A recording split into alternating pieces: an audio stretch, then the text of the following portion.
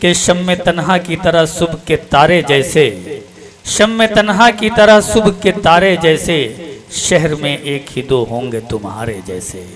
اب میں جناب ڈاکٹر اسلم مرتضیٰ صاحب سے گزارش کر رہا ہوں کہ تشریف لائیں اور کلمات تشکر ادا کریں۔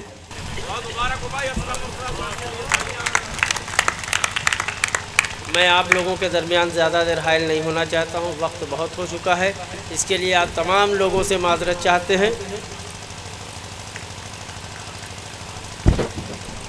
آج کا دن ہمارے لیے اس لیے مبارک ہے کہ ہمارے اس سرزمین پر اتنی عظیم شخصیتیں آئیں کہ جن کا ہم تصور نہیں کر سکتے تھے۔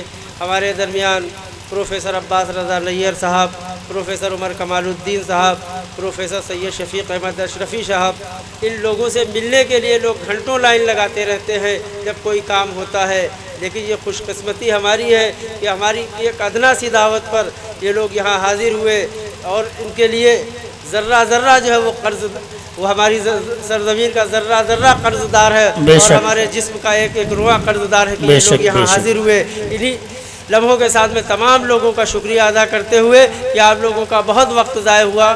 اس کی وجہ یہ بھی تھی کہ ہمارے چیئرمین صاحب جن کے ہاتھوں رسم اجرا ہونا تھی وہ لوکیشن سے آ رہے تھے۔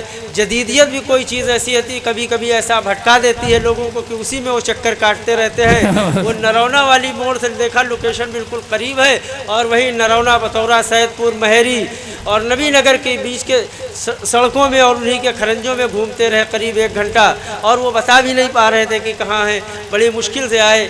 بس ایک لفظ، ایک شعر کے ساتھ، ڈاکٹر علامہ اقبال کے شعر کے ساتھ اپنی بات ختم کر رہے ہیں۔